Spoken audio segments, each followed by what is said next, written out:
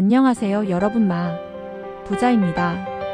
오늘도 제 독서 리뷰 채널에 와주셔서 감사드립니다. 오늘 제가 소개해드릴 책은 김은정 작가님의 그럼에도 행복한 이유입니다. 제목만 들어도 잔잔한 울림이 느껴지지 않으신가요? 요즘 같은 빠르고 복잡한 세상 속에서 그럼에도 행복하다는 게 과연 무슨 뜻일까요? 또 어떻게 가능하다고 믿을 수 있을까요? 여러분께 꼭 이 책을 권하고 싶은 이유는 바로 이 질문에 대한 답을 스스로 찾아볼 수 있도록 돕는 책이기 때문입니다. 이제 이 책의 핵심 내용을 간략히 말씀드리겠습니다. 그럼에도 행복한 이유는 작가 김은정님의 아픈 경험과 솔직한 생각들이 담긴 에세이입니다. 이 책은 5가지 이야기로 구성되어 있습니다. 작가 본인의 이야기를 담담하게 풀어가며 삶 속에 수많은 행복들이 존재한다는 것을 자신의 경험담을 통해 우리 독자들에게 알려줍니다.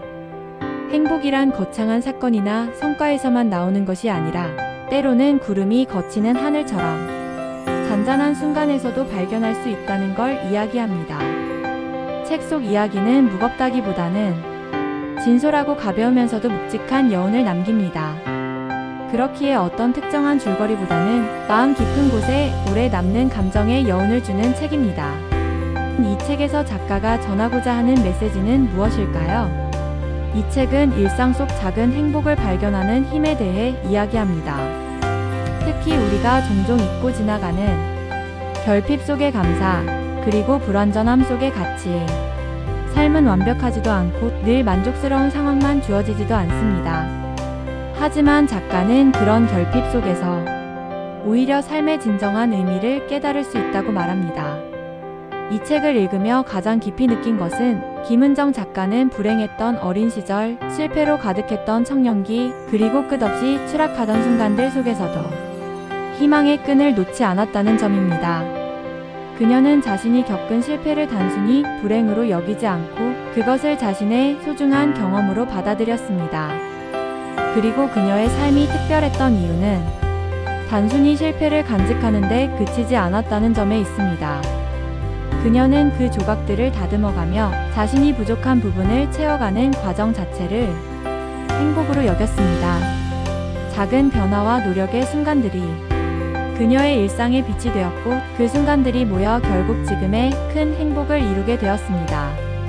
제가 이 책을 추천드리고 싶은 이유는 이 책이 단순히 행복에 대해 이야기하는 데 그치지 않고 우리가 잊고 있던 삶의 본질을 다시금 돌아보게 만들기 때문입니다.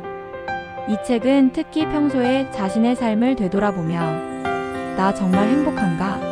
라고 자문해 본 분들에게 더욱 의미가 있을 것입니다. 또한 요즘처럼 빠르게 돌아가는 세상에서 잠시 멈추고 자신의 내면을 들여다보고 싶은 분들께도 꼭 추천드리고 싶습니다. 책 속에서 가장 인상 깊었던 문장 중 하나는 결핍을 해결하기 위해 내가 할 수 있는 유일한 것은 노력뿐이었다.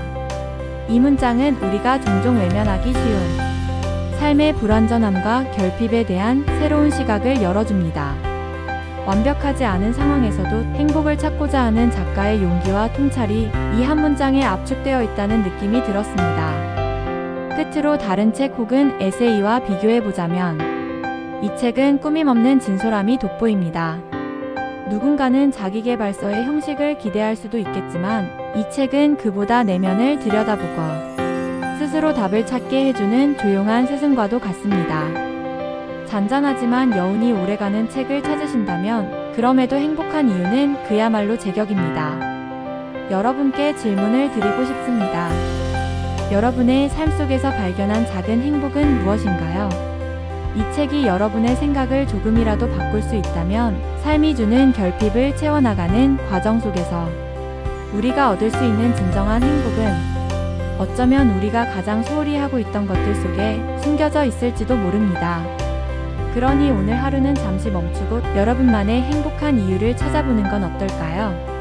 함께 생각을 나누고 싶으신 분들은 댓글로 꼭 남겨주세요. 그럼 다음 리뷰에서 다시 찾아뵙겠습니다.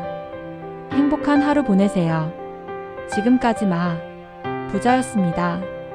더 많은 책들의 후기가 궁금하시면 방문해주세요.